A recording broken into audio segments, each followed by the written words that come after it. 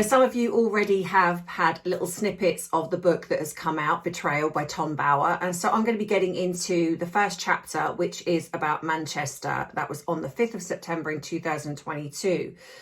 So if you're interested in a breakdown, doing the deep dive, which is what I do, reading between the lines, not just regurgitating what is already on social media and the mainstream, I look inwards to find the psychological aspect of what is going on. And at the moment, it is mainly Harry and Meghan, but there will be other things coming very soon. So if you're interested in this, please don't forget to subscribe so you don't miss future uploads. Like the video if you've enjoyed it. And if you want extra, because YouTube does censor, then I have now joined Patreon. So you can come across there for the uncensored, unfiltered version of what I think. So if that interests you, then the link is in the description box below. That being said, we're going to get into this, so go grab a drink of choice, whatever that is, as we get into some tea, some truth with a touch of therapeutic psychology.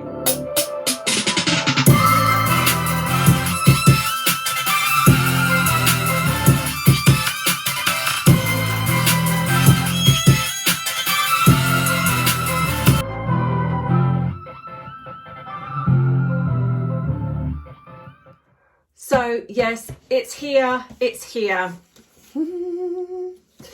And I've already started reading the audio book, and so I thought, right, well, I'm going to go into, because obviously you can't read. I mean, I've uploaded a few little tidbits, but you obviously, understandably so, you're not able to kind of sit on here and read the full book, because, well, that's not good for Tom Bower, because if you're going to do that, then why would you buy it? But so the first one is about Manchester. So that he opens with on the 5th of September in 2022, when they went to the One Young World. And she was going to do a speech for 2,000. She did a speech for 2,300 people. And in the great scheme of things, it's not a lot, right? But anyway, so, and we know that this was around, obviously, when the late Queen passed. So, going by what I've seen so far, it's kind of like leading you up to that situation. So this was also run by the co-founder, which was Kate Robertson, I believe, and her daughter Ella. So they've been around sort of Meghan before. And it seems to me, so from what I'm sort of gathering, reading this, initially, is that they have had issues before with Meghan, and I'm going to sort of touch on this. They do exactly what I said the mainstream media are doing. They knew they were taking a risk by having Meghan, but they did it because they knew that Meghan and Harry brought recognition, and especially within the media. So this is what I've said before, and I believe this is exactly what is happening now within the mainstream media, and this is why I've said also, this is their danger point, if you like. It's not that Harry and Meghan have got talent. It's not that people are interested in them because they want them on board or they want what they have to say or anything like that. It is the fact that they bring global media recognition. And unfortunately, and I've said this before, that we are part of the problem. Now, I understand, because I talk about them and so many other people talk about them, but it's the main fact, that is the truth. If we didn't comment on the mainstream media posts that are put out, if we didn't circulate them because we're outraged, the media would then think, well, they're not really driving any traffic, so let's not bother talking about them. The problem is that we've almost, in our outrage, have created that monster. So Harry and Meghan are now part of that infrastructure, which the mainstream media use to drive traffic to, we've seen it, cookie queens. This is not being pushed as the people that actually wrote it, directed it, produced it, starred in it. It's Harry and Meghan's. And by that, it draws traffic to it. By having Harry and Meghan as front and centre, they are drawing traffic to, because like I said before, if we didn't have that, we wouldn't even know that existed.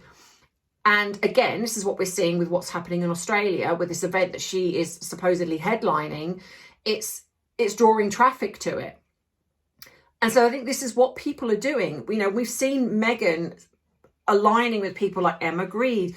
You know, Emma's already fully established, but what she doesn't have is, in a sense, is a media presence. You know, when she goes somewhere, the media don't really follow her. But by bringing Meghan along, she knows that the media are going to follow that. So it's strategic. And this is said in this book, in this first chapter. That's one of the reasons why they took the risk in having Meghan. Already this is, so what's happening within Manchester was this, obviously this was 2 years after Megxit. This was one of their, I think this was their first return together. So there was a lot of speculation around this. There was also a lot of speculation in what the other members of the royal family, and we've seen this play out over the years. So there was a lot of speculation, a lot of sort of hoo-ha about what was kind of going on, who was going to do what, when, where and why. But the main bit this is that they took a risk having her, knowing who she was. And this is what I say to people, like even in my work. Once someone shows you who they are, believe that. And if you're dealing with somebody that has lied, that has been abusive, that has twisted things, made it all about them, which is in a sense what Meghan has done, it's not really a shock then when she then does it, which is what happened in Manchester, where she spoke on the autocue, and she spoke about herself and said I 50 times. Now, interestingly, a commentator who was talking to Tom Bower about this particular situation, and then she said afterwards, well, what's really interesting is that he stated that Meghan said I about 50 something times, but yet when we were talking, I counted and he said I about 40 something times. So why is that wrong? Well, the difference is that Tom Bower is being interviewed, so it is about him. That's the difference. So like when I talk, because you can only really talk about yourself, that is the correct way to talk. You say, well, I think this, or I feel this. That is what you do, because at the end of the day, you can only talk from your own perspective. Now, Meghan was not there to talk about herself. She was there to talk about One Young World. And she didn't. She talked about herself. That was not what she was supposed to do. So there lies the difference. And this angers me with the mainstream media, because this is the narrative that they push out in trying to create Meghan to be the victim. The thing that was brought up as well was the fact that a lot of younger people support Harry and Meghan. Now, I don't know what this is now, but back then this was definitely starting to show. And again, this is why I have said till I'm blue in the face why they are focusing on the younger generation. Harry and Meghan, if they didn't know then, they know by now that the younger generation, as the older generation go, that the younger generation who don't really have that, in a sense, a positive outlook on the royal family, because unfortunately they probably they see what's on social media, because a lot of their life is on social media. That you see Meghan and Harry trying to act cool, like doing the baby mama video, some of the other things that they've done. And they're putting it on social media, and this is why they're doing it. It's strategic marketing. So what we've also got is that leading up to this event in Manchester, they were emailing back and forth. And one of the things they categorically said was, we don't want any attention to take away from what we're trying to do here. Nothing explosive, nothing. But what Meghan and Harry failed to discuss with them was the fact that she had just done this interview with the Cuppa magazine, that there was an interview that Harry, I think, was going to do, and they didn't disclose this either. So they were having these sort of conversations, but they were omitting things from Ella and Kate and the Robertson. And obviously this came out later. So already there's this, you can see that Harry and Meghan are kind of in this attitude of like, we're going to do what we want, and we're not going to adhere to the rules. It also picks up on the Oprah interview as well, where apparently it seems that Meghan was actually very happy with the interview because it gave her, in her words, global stardom. It took her from being sort of down here to then up there. And again, that just shows you the mentality of someone like Meghan that has inflicted all of this harm on the royal family, and doesn't care because it's given her what she wants.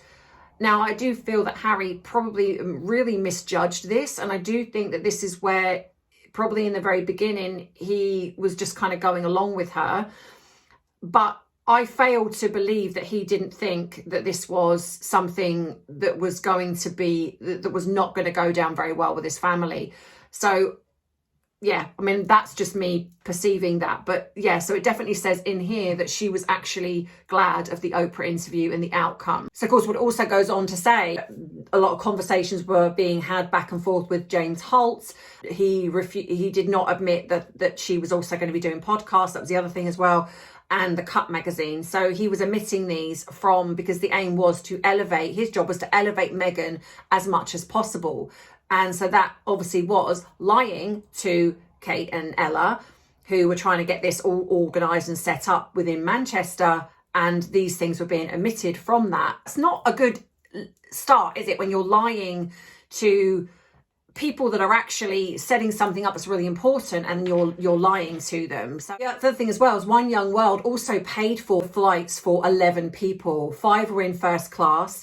Then some were in business class, and then there was like 2 or 3 that were in economy. Again, you know, you've got all of this being paid for by One Young World. And the speech initially was meant to be about focusing on female empowerment, like, you know, especially women in business, like, and equality. The big thing here was that she was asked specifically not to speak about herself and not to wear expensive clothes because of obviously the optics of how that would look. Well, we know how that turned out, don't we? So this is also as well had one of the reasons why they were nervous about her, and this is why I think that they really should have learned their lesson, and they clearly did, and was in 2014. She was also involved in One Young World before that, and they had issues with her then as well. And Miss Anne Harriman was actually also involved in this as well, with taking some of the photographs. So that's interesting that he was involved with her even back then. And this was at the Dublin conference. And apparently it was Miss Anne Harriman that actually pitched Meghan in 2014 to Kate, and even in Harriman's own words to Kate Robertson. This was before she was well known. He even says to her, she's going to be famous. And not just because she's in Suits, but because she's a hustler. She's a climber. He even says that. So then again, they utilised her again in 2016. And this is when she'd been allegedly dating Harry for around 6 months. And this was in Ottawa. So she was pitched again and used again as someone that was going to talk at One Young World in Ottawa. And in a conversation with someone called Gina, she even said that she was going to marry Harry, and her words were, "With Harry by my side, we can take over the world." This woman, and I know that we know this, but when you're hearing it confirmed by so many different people, like Miss Anne Harriman saying, you know, she's a hustler, she's a climber, you know, she's looking for ins, and then you've got the fact that she's telling this woman, you know, I am going to marry Harry. So she was wanting, and this is only a few months after sort of dating him. So she was going to find a way to lock Harry down no matter what. And then in her mind, this was like global domination. That shows you the level of tenacity that this woman had from early on. And apparently to them, when they spoke to Meghan in 2016, they said that they noticed an incredible difference in that 2 years. Already, she's sort of gone from being someone that wasn't quite as bolshy to, it was like, because and I'm guessing because she was dating Harry, and then she knew, probably in her mind, what was going to happen, that her attitude had massively changed. And one of the things was that with the 2016 One Young World, she was demanding that her photograph be on the front page with Justin Trudeau. And I think there was another person as well. And they refused. And because they refused, she flounced off and she didn't do the talk. So this is the problem. They've got 2014 Meghan, where she was being a little bit difficult, but not as much, and being described as a social climber and a hustler. You then have 2016, after dating Harry for 3 months, where she's demanding that she be on the front cover and that she be standing next to Justin Trudeau and some other high profile person. And basically they said, no, that's not going to happen. And because of that, she then decided that she wasn't going to talk. That wasn't important enough for her. So this goes to show the type of person that she doesn't care about people. And I know that we know this, but again, this is actually black and white. This is what it is. When she isn't given what she wants, she won't do it. We've seen this like with Netflix, apparently, that when she was talking and the Netflix people were not giving her what she wanted, she would just walk off the video call. And she's rude, she's disrespectful, she's entitled. And so you've already got this being set up, really, before, and this is before the marriage. How this woman, my thing here is, what did this woman have that managed to get her secured with Harry? Because I've heard lots of things and I've said lots of things, but to me, this woman was incredibly difficult, opinionated, yes, strong-willed, but rude, disrespectful. And this isn't just about being American, because I know Americans and not every American is like this. This is just her because of her personality type. She went from being nobody to somebody in the royal family that was able to marry. Now, again, I've always said, and I will stand by this, that there had to have been something that secured this marriage well enough for her to get her claws into Harry. And I do wonder, and I obviously don't know unless Tom Bower mentions it, that I will say I believe that there was a fake pregnancy. She had to do something to lock him down. There was something, because he was already dating Sarah Macklin at the time as well. So he wasn't serious about her. You've also got to remember that he broke up with her in Skip's wedding, and then suddenly, months later, the engagement's announced. Something happened, in my opinion, and I wonder if a fake pregnancy was set up, because as I've shown you in previous videos, you can buy fake scans, you can buy fake, and I think this is awful personally and it shouldn't be done, but you can buy fake positive pregnancy tests. And I do then wonder, because I always feel there's a grain of truth in things, that when she's spoken about what I call the miscarriage, whether she also pretended that as well, because that can be done. And then you've got Doria, who I think was part of this scam. And like I say, Harry isn't bright enough, in my opinion. And it's very easy to think that that he was duped. And, you know, when it comes to something like this, which is so personal, you can see someone like Meghan kind of going, you know, I don't want your family told, you know, I don't want other people involved. You know, this is so embarrassing. You know, if this gets out, I just want my mum to deal with it, and a close friend that would probably be in on it, Mark Sanderson maybe.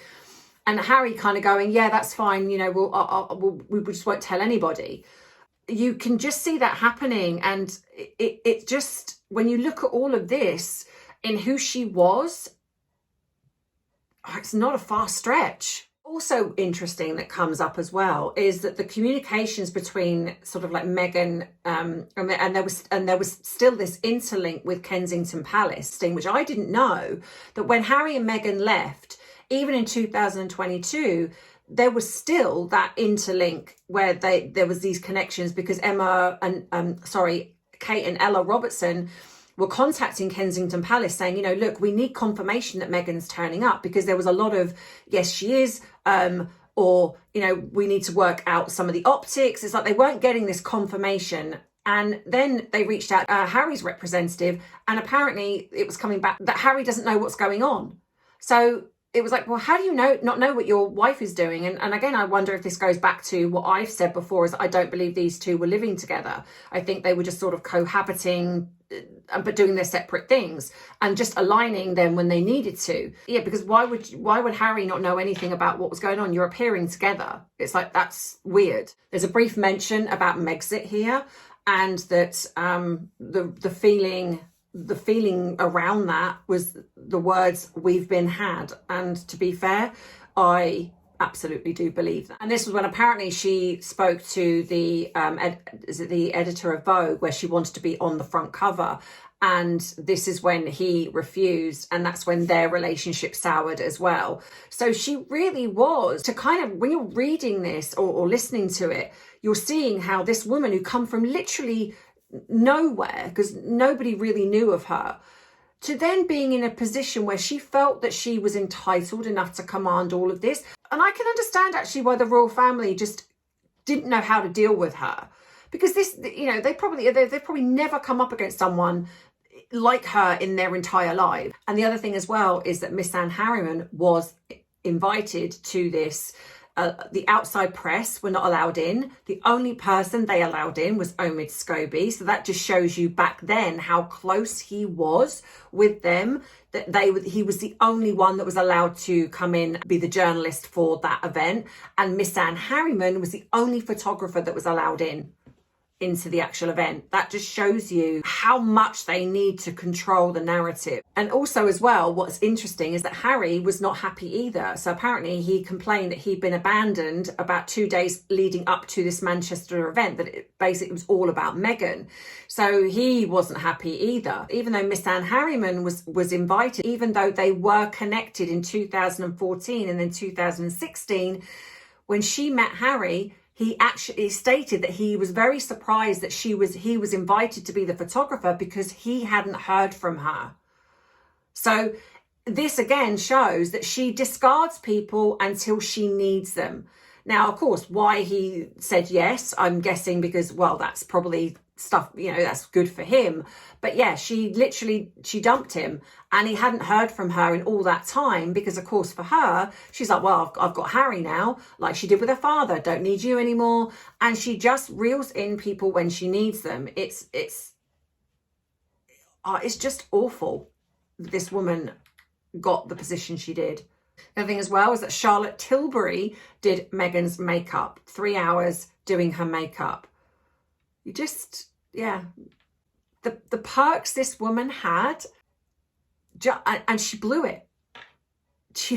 Her ego was just too big, and she blew it. And the thing is with Harry, apparently when they got out, they were supposed to go through the back, and they said, no, they're going to go through the front. They were heckled and there were boos. And in Harry's mind, they were paid to be there by the British tabloids. Not that actually these people just don't like them, but this, in Harry's mind, these people are paid to be there and boo them. just shows just out of touch this. Oh God, honestly. So, of course, then she does her speech, and a 10-minute speech, and this is what angered, obviously, Ella and Kate Robertson. She was given a clear direction of what she was supposed to do. She completely ignored all of it and spent 10 minutes talking about herself, and that was not what she was supposed to do. And in their words, they said she's completely ignored. They were furious. They were like, she's completely... well, they used some curse words, which I'm not going to say on here, and they said that she's toxic, and they were fuming. And after the event, they rushed out of the event. And get this, they also said and felt that the British people were irrelevant. Apparently, the country's irrelevant, the people are irrelevant, and we are a country that's easy to ignore. And that pretty much sums up what they really feel. And that's why, in my opinion, he is one of the most ungrateful, petulant, spoilt man babies ever to walk this earth, in my opinion. And he should never be allowed back in this country to serve it, because that's his view of it. And that's also hers. And the reason that's hers, because if you remember, prior to her dating Harry, when she was over here promoting Suits, she loved this country. We were welcoming, we were so friendly, and she loved how we said darling and whatever it was, that lovely or whatever it was. But because we saw through her, and because we weren't sycophantic to her, well, the majority of us weren't, this is why she hates us. She doesn't hate us because of any other reason. She hates us because we see through her. And now, of course, so many others do, including Americans, including Australians, including pretty much Canadians, everyone else pretty much around the world, apart from, unfortunately, certain people who still seem to think that she is the poster woman for dealing with oppression against a white racist family. But this is exactly what it is. And that's been the pattern. Everything, if you look at the pattern of everything that she has done, the podcasts, Netflix, it's all been herself. If I can't talk about myself, I don't want to know. If I can't use this to elevate myself, I don't want to know. And this is what I guarantee you the Australia trip will be when she does this speech. It'll be about herself. And she's incredibly tone deaf because she just doesn't see it because of who she is, being a narcissistic personality type. But anyway, let me know what you think in the comments. I'm also on Patreon now. So if you want to come and join me over there, because over there you're going to get podcasts, which I'm going to be doing with people like yourself. I've got one going up next week where you get a chance to come and talk to me. So if you want to come across there, because I'm also going to be doing unfiltered versions of what I put out here on YouTube. So YouTube censor a lot of content. Well, over on Patreon, I don't have to do that. So you're going to get the version of me that's not necessarily just the professional, but the M's that you like sometimes. And I'm going to be putting stuff out on there as well. So if you want that and you want to support me in giving back to paying it forward to other people, then please do. The link is in the description box below. So yeah, come across and join Patreon. Also, all the other platforms I'm on, you get lots of different things over there. Facebook, Instagram, TikTok, X even, where I rant. I do lots of other things that you don't get on here because, again, like I say, it's just too censored. Yeah, that's it. So if you'd like to treat me to a cuppa, you can do. But everything else, the main thing is please like, subscribe. So thank you so much. So I'll see you in the next video. Have a great weekend, whatever you're doing. And as always, you know that I love you, I appreciate you, but most of all, I respect you. Take care. Bye-bye. Mwah.